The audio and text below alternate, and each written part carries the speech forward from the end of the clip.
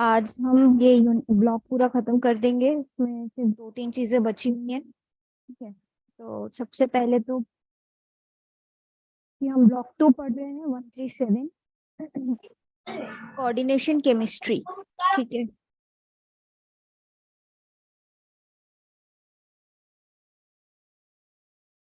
Then हमने unit 4 complete कर लिया था। Coordination chemistry 1 2 crystal field theory 1 का सिर्फ छोटा सा पार्ट बचा है। वो क्रिस्टल फील्ड थ्योरी में सेकंड जो इसमें है वो हम देखेंगे कि क्या इंपॉर्टेंट है, वो पढ़ेंगे बस। तो अपन स्टार्ट करते हैं।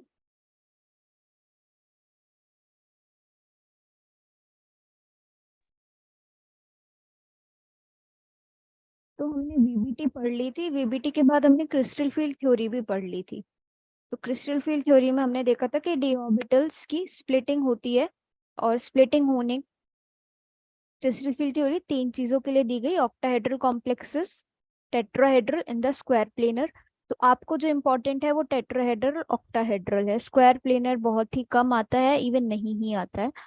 तो मैंने आपको बताया भी था कि हम हाइब्रिडाइजेशन वीबीटी के अकॉर्डिंग कैसे निकालते हैं। ठीक है, फिर हमने क्रिस्टल फील्ड थ्योरी पार्ट 1 में देखा कि ऑक्टाहेड्रल में स्प्लिटिंग कैसे होती थी। तो ऑक्टाहेड्रल में स्प्लिटिंग कैसे होती थी कि वहां पर एक्सिस पे लिगेंड्स होने की वजह से, अगर मेटल के ऑर्बिटल्स होने की वजह से अगर लिगेंड एक्सिस से अप्रोच करता है तो रिपल्शन के कारण d x square minus y square और डी जेड स्क्वायर वाला हायर इन एनर्जी चला जाता है। उसको हम ईजी ऑर्बिटल्स कहते थे। और फिर d x square y square तो ऊपर चले गए, अब बचे तीन: x y y z z x. तो ये T2G ऑर्बिटल्स थे, ये बिटवीन द प्लेन होते हैं, तो ये नीचे ही रहते हैं, एनर्जी इनकी कम होती है। तो हमने ऑक्टाहेड्रल पढ़ लिया था, और मैंने आपको बोला था इसका जस्ट रिवर्स टेट्राहेड्रल में स्प्लिटिंग होती है। और हमने वीक फील्ड और स्ट्रॉन्ग फील्ड भी देख लिया था कि if delta O is greater than pairing energy, that is this case. तो यहाँ पे पेयरिंग एनर्जी कम है ना। पेयरिंग एनर्जी कम है, इसका मतलब कि इलेक्ट्रॉन्स जो हैं वो प्रेफर करेंगे पेयर होने के लिए, और पेयर होने के लिए प्रेफर करेंगे मतलब यहाँ पे होन्स रूल फॉलो नहीं होता है। होन्स रूल फॉलो नहीं होता है, तो इसका एग्जाम्पल भी दिया था मैंने कि सिंगली इलेक्ट्रॉन्स फिल नहीं होंगे बल्कि पेयर होके फिल होंगे। तो यहाँ पे आपका स्ट्रॉन्ग फील्ड लिगेंड का एक केस हो जाता है, और जब पेयरिंग एनर्जी ज्यादा होती है तो इलेक्ट्रॉन पेयर्स नहीं होते हैं, तो सिंगल सिंगल इलेक्ट्रॉन्स की फिलिंग होती है। तो ये आपके वीक लिगेंड्स या हाई स्पिन कॉम्प्लेक्स आपको बनाते हैं। तो ये बिल्कुल क्रक्स था, ये भी मैंने आपको बताया था, है ना। अब अब अपन चलते हैं कि टेट्राहेड्रल की स्प्लिटिंग कैसे हुई थी और स्पेक्ट्रोकेमिकल सीरीज क्या होती है। सो स्पेक्ट्रोकेमिकल सीरीज सबसे पहले तो क्या होती है, बहुत इंपॉर्टेंट है ये, आपको 1 या 2 मार्क्स में डिफाइन करने से जरूर आता है। ठीक है, कि क्या होता है। तो spectrochemical series is the series in which ligands are arranged in increasing order of their delta O values. Delta O values मतलब CFSE values, है ना, crystal field stabilization energy. So spectrochemical series is the series in which ligands are arranged in increasing order of their delta O values. So this is the series you can see here, that is cyanide सबसे last में है, और iodide, bromide, thiocyanide, ठीक है, thiocyanate, then chloride, fluoride, hydroxo, aquo, है ना, ये सारे आपके इस सीरीज में अरेंज्ड हैं। So you can see here कि डेल्टा ओ वैल्यू साइनाइड की सबसे ज्यादा है, और डेल्टा ओ वैल्यू सबसे ज्यादा है इसका मतलब क्या है, ये स्ट्रॉन्ग फील्ड लिगेंड है। ठीक है, डेल्टा ओ वैल्यू ज्यादा होने का मतलब है कि ये स्ट्रॉन्ग फील्ड लिगेंड है। स्ट्रॉन्ग फील्ड लिगेंड है मतलब कि ये लो स्पिन कॉम्प्लेक्स बनाएगा। ठीक है, लो स्पिन मतलब कि ये पेयरिंग करेगा। डेल्टा ओ ज्यादा है, नेचुरली पेयरिंग एनर्जी कम है, इसलिए ये इलेक्ट्रॉन्स को पेयर कर रहा है। So this is how this series is arranged. And if you will see any complex जिसमें cyanide ion है, तो आप बिना सोचे इलेक्ट्रॉन की फिलिंग जब करोगे, मान लो ये डी ऑर्बिटल है, तो you will start by 1 2 3 4, not by 1 2 3, ऐसे नहीं करोगे अगर साइनाइड है तो। बात आ रही है समझ में? ठीक है। तो ये हुई आपकी स्पेक्ट्रोकेमिकल सीरीज, और ये सीरीज हमें ये बताती है कि कॉम्प्लेक्स की क्या क्या प्रॉपर्टीज हो सकती हैं। अगर साइनाइड है तो स्ट्रॉन्ग फील्ड लिगेंड है, तो लो स्पिन कॉम्प्लेक्स बनेगा। ठीक है। अब और क्या बताती है ये, कलर्ड क्यों है कॉम्प्लेक्स में, कलर्ड क्यों, कलर्स क्यों आते हैं। ठीक है। तो सबसे पहली बात कि जैसे जैसे क्रिस्टल फील्ड या लिगेंड की स्ट्रेंथ जो है वो बढ़ती जाती है, यू कैन सी हियर कि जो फ्रीक्वेंसी है, ठीक है, the frequency, that is the frequency of absorption of light, ठीक है, वो भी बढ़ती जाती है।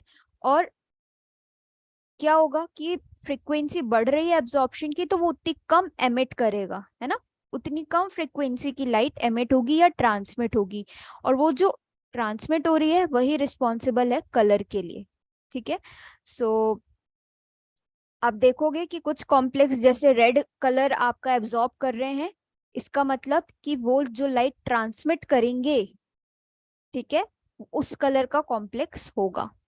So you can see the example, यहाँ पर एक एग्जाम्पल भी दिया है निकिल का, कि निकिल अगर वाटर में प्रेजेंट होता है ना, निकिल आयन, तो वो रेड और ब्लू लाइट एब्जॉर्ब करता है, तो ट्रांसमिट कौन सी कर रहा है, ग्रीन कलर की लाइट। और जो डी ऑर्बिटल्स की स्प्लिटिंग है, ठीक है, तो जो उनके एनर्जी का जो डिफरेंस होता है, T2G ऑर्बिटल्स नीचे और EG ऑर्बिटल्स ऊपर, तो उन दोनों का डिफरेंस विजिबल लाइट के करस्पॉन्डिंग होता है। और विजिबल लाइट के करस्पॉन्डिंग है मतलब कि नेचुरली DD ट्रांजिशंस होंगे, और आपके विजिबल लाइट क्या है, कलर्ड है, पूरी EMR स्पेक्ट्रम का विजिबल लाइट ही तो आपको दिखता है। So this is what crystal field theory 1 में जो जो था। अब हम आते हैं क्रिस्टल फील्ड थ्योरी 2 में, जिसमें आपको सिर्फ टेट्राहेड्रल पढ़ना है, और आपको ये है टेट्राहेड्रल, ये इंपॉर्टेंट है, ऑक्टाहेड्रल एंड टेट्राहेड्रल। सो अब अपन देखते हैं टेट्राहेड्रल के लिए। तो आपको पता है टेट्राहेड्रल मतलब sp3, है ना, ज्योमेट्री। तो अगर अपन देखें इसका डायग्राम, तो इस पे स्प्लिटिंग कैसे होगी देखते हैं। तो मान लो ये एक कोई मेटल है, ठीक है, ये एक मेटल है, इससे आपके 4 लिगेंड्स जुड़े हैं, तो ये आपका टेट्राहेड्रल ज्योमेट्री हो गई।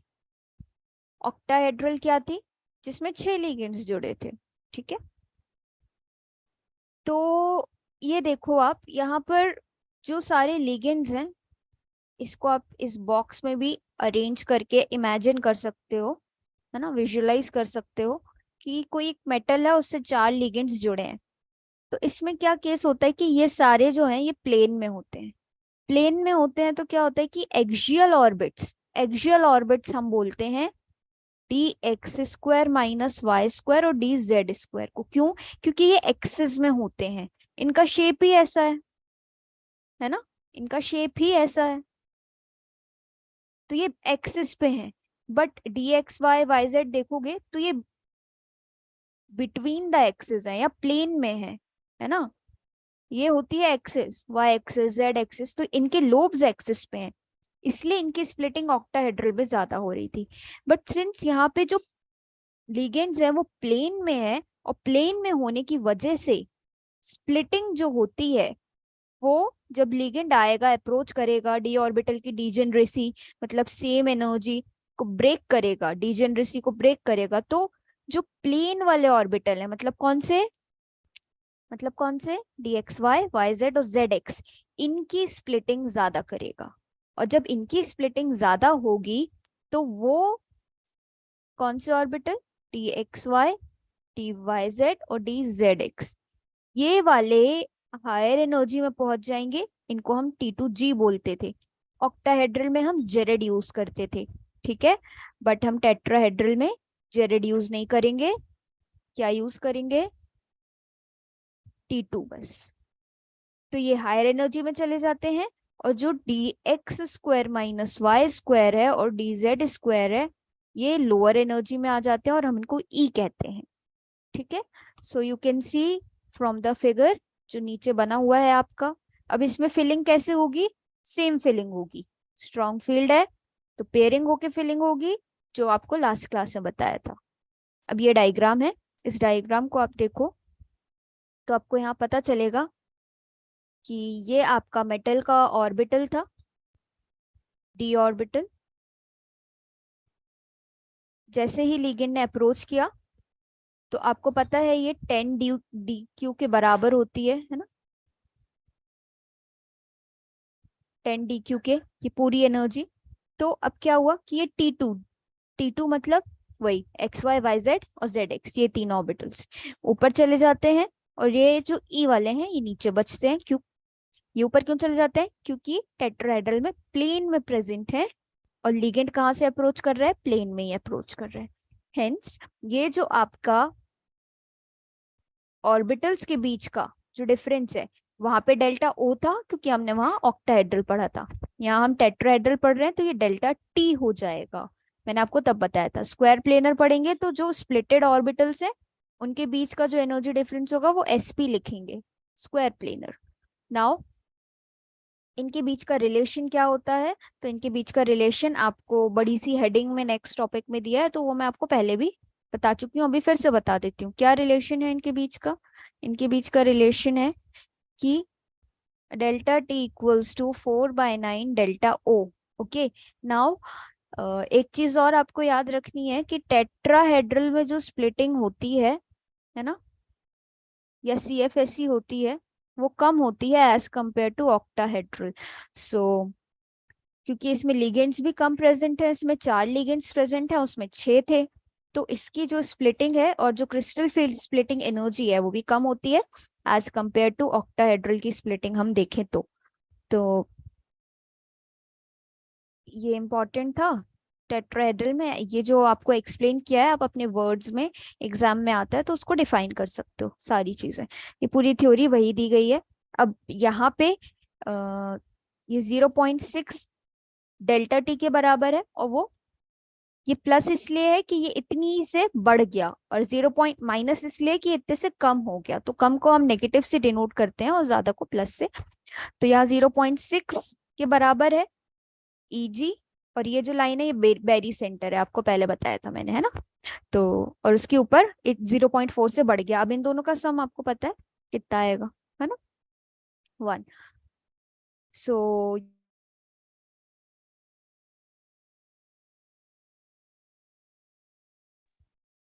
ये जो आपका है कॉन्फ़िगरेशन दिखाया है D3 से D6 के लिए टेट्राहेड्रल में, तो क्या क्या पॉसिबिलिटीज हो सकती हैं वो बताया है। अगर D3 है तो फिलिंग हो सकती है कि नीचे आपके ऑर्बिटल्स कौन से थे, नीचे आपके ऑर्बिटल्स EG हैं, EG मतलब dx² - y वाले हैं, तो EG में 2 चले गए, एक इसमें चला गया T T2 में, है ना। तो ये सारी आपकी पॉसिबिलिटीज दिखाई हैं। अब ये कंपैरिजन जो है डेल्टा OH और डेल्टा T में, तो ये आपको मैंने अभी बताया, है ना। डेल्टा T आपको दिखेगा, it is equals to 4/9 delta O, ठीक है। अब हम आते हैं किसमें, नीचे की, और इसमें क्या दिया हुआ है जो हमें पढ़ना है। तो स्क्वायर प्लेनर आपको उतना इम्पोर्टेंट नहीं है। इसके बाद आपका आएगा कोऑर्डिनेशन कंपाउंड्स की एप्लीकेशंस क्या हैं, ठीक है। तो एप्लीकेशंस में आप मैग्नेटिक मोमेंट पढ़ोगे जो सबसे इम्पोर्टेंट है, वो हम देखते हैं ये एप्लीकेशंस, ठीक है। सो एप्लीकेशंस में एक बहुत बड़ा जो एप्लीकेशन है वो है मैग्नेटिक मोमेंट के लिए।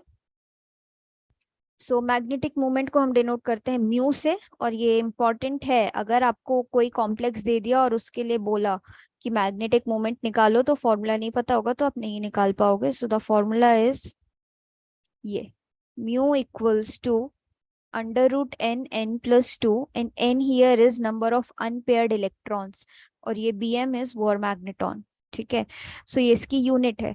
अगर आपको कॉन्फ़िगरेशन, अभी मैं आपको एक कॉम्प्लेक्स का एग्जांपल लेके बताती हूँ। अगर आपका N1 है, एक अनपेयर्ड इलेक्ट्रॉन है बस, कॉम्प्लेक्स के कॉन्फ़िगरेशन जब हाइब्रिडाइजेशन निकालते हो वीबीटी में तो पता चलता है कि कितने अनपेयर्ड है। मान लो अगर एक अनपेयर्ड है, you will put one here, 2 + 1 3, 3 × 1 3, तो mu equals to under root three, और अंडर रूट थ्री आपको पता है 1.74 करीब आता है, तो ये बोर मैग्नेटॉन हो गया। If two unpaired electrons are there, then 2 + 2 4, 4, यहाँ पे भी 2, 4 2 ज़ा 8, अंडर रूट 8 कितना आएगा? सो डेट आपको ये सारी चीजें अंडर रूट निकाल के सॉल्व करते जाना है। ठीक है, अब ये कंसेप्ट डिपेंड करता है सिर्फ और सिर्फ लिगेंड पे, किस टाइप का लिगेंड है। ठीक है, तो लिगेंड आपको दो ही क्लासेस में आप डिवाइड कर सकते हो, एक अकॉर्डिंग टू चार्ज, तो वो अभी उतना डीप आपको नहीं बता रही हूँ। बस आप देखो कि हाई स्पिन कॉम्प्लेक्स होता है मतलब कि वीक फील्ड लिगेंड है, अगर लो स्पिन कॉम्प्लेक्स है मतलब कि स्ट्रॉन्ग फील्ड लिगेंड है। स्ट्रॉन्ग फील्ड है मतलब उसकी डेल्टा ओ वैल्यू ज्यादा है। ठीक है, तो पहला एप्लीकेशन तो मैग्नेटिक मोमेंट के लिए हुआ, कोऑर्डिनेशन कंपाउंड्स का। फिर आपका एप्लीकेशन दूसरा आता है, एक तो डीडी ट्रांजिशंस कलर्ड के लिए। ठीक है, कलर्ड कॉम्प्लेक्सेस क्यों होते हैं। फिर एक ईडीटीए है, तो ईडीटीए आप ग्रेविमेट्रिक एनालिसिस जब लैब में करते हो तो उसमें ईडीटीए का यूज करते हैं हम एक्सपेरिमेंट्स में। तो वॉल्यूमेट्रिक एनालिसिस में, not gravimetric actually, volumetric analysis में यू यूज ईडीटीए, है ना। एंड आप डिटरमाइन करते हो मेटल आयंस, अलग अलग मेटल आयंस का। कभी कभी हार्डनेस का जब एक्सपेरिमेंट करते हैं हम, कैल्शियम का मेडिसिन में अगर देखना है, ठीक है, ओर्स में देखना है, एलॉयज में देखना है, तो ईडीटीए का यूज होता है। और ईडीटीए क्या है? एक कोऑर्डिनेशन कंपाउंड है, तो कोऑर्डिनेशन केमिस्ट्री का ये एक एग्जाम्पल है। ठीक है, नाउ आप ये सारे, ये सेकेंड थर्ड एग्जाम्पल हो गया, कोऑर्डिनेशन एप्लीकेशन हो गया। ठीक है, फिर आप कलरीमेट्री एनालिसिस में यूज करते हो। सो कलरीमेट्री एनालिसिस किस पे डिपेंड करती है? It depends on the variation of colour. किसके चेंज से? इफ कंसंट्रेशन कंपाउंड का चेंज होता जाता है तो एब्जॉर्प्शन अलग अलग होगा, एब्जॉर्प्शन अलग अलग होगा, तो आप एब्जॉर्प्शन और कंसंट्रेशन के बीच में ग्राफ ड्रॉ करते हैं। ठीक है, सो आपको पता चलता है। एग्जाम्पल यहाँ पर आपको दिया है 110 फिनेंथ्रोलीन एर, या फिर उसको आप बोलते हो 22 बाय पिरिडिल, जो आपके कलर्ड कॉम्प्लेक्सेस बनाता है आयरन के साथ। ठीक है, and it is often used for its determination, किस में? फ्रूट्स में, वाइन्स में, लेदर में और अदर बायोलॉजिकल मटेरियल्स में। तो ये क्वांटिटेटिव डिटर्मिनेशन के लिए भी यूज होता है। बहुत सारे रिएजेंट्स हैं ऐसे। फिर बायो इनऑर्गेनिक केमिस्ट्री एक अपने आप में बहुत बड़ी ब्रांच है। Bio inorganic chemistry, haemoglobin, myoglobin, ये सारी चीजें आती हैं आपकी बायो इनऑर्गेनिक केमिस्ट्री में, तो उसमें सबसे ज्यादा यूज होता है इसका। ठीक है, फिर बायोलॉजिकल साइकिल्स हैं, ईटीएस है ना, इलेक्ट्रॉन ट्रांसपोर्ट चेन है, ईटीसी। देन आपके ऑक्सीजन कैरियर्स हैं, हीमोग्लोबिन, मायोग्लोबिन। सो इन सब में क्या आ रहा है काम? Coordination chemistry. कैसे? हीमोग्लोबिन का स्ट्रक्चर देख लो, ये है हीमोग्लोबिन का स्ट्रक्चर। बीच में आयरन प्रेजेंट है, पूरे तरफ कीलेशन होके रखा है। कीलेट हमने पढ़ा था, है ना, कि जब दो से ज्यादा कोऑर्डिनेटिंग एटम्स प्रेजेंट होते हैं तो कीलेट रिंग बनती है और ये एक्स्ट्रा स्टेबिलिटी प्रोवाइड करती है। So this is the structure of haem.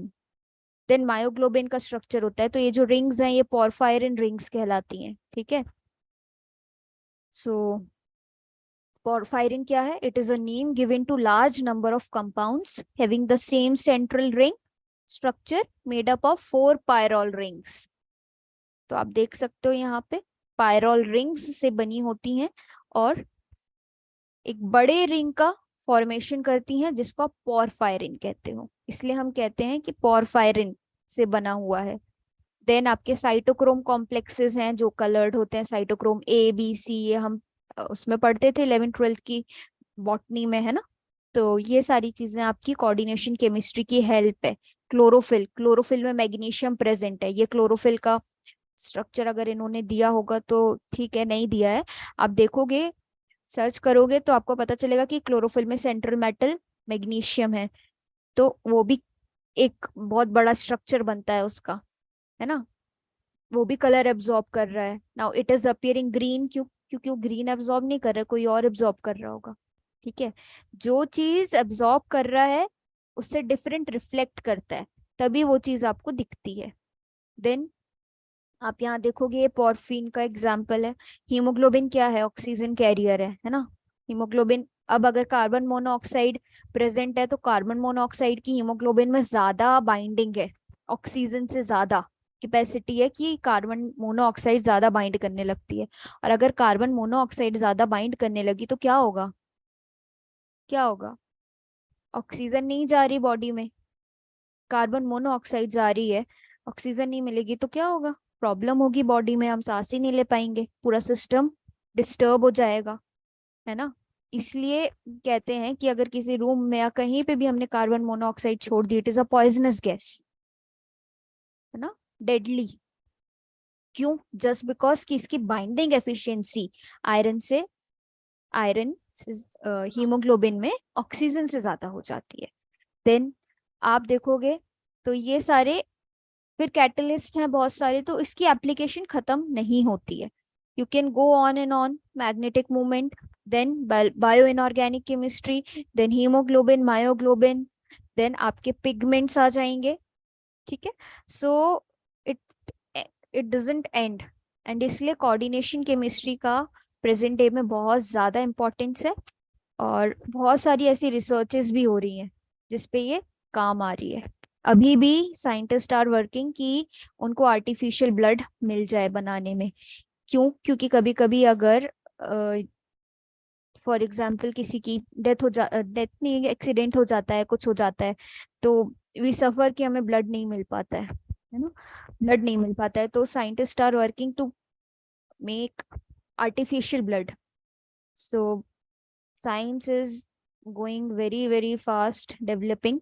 तो ये सारी चीजें बहुत इम्पोर्टेंट है पढ़ने के लिए, और इसमें जो मैंने आपको पढ़ाया है, जितना पढ़ाया है उतना आपके लिए सफिशिएंट है।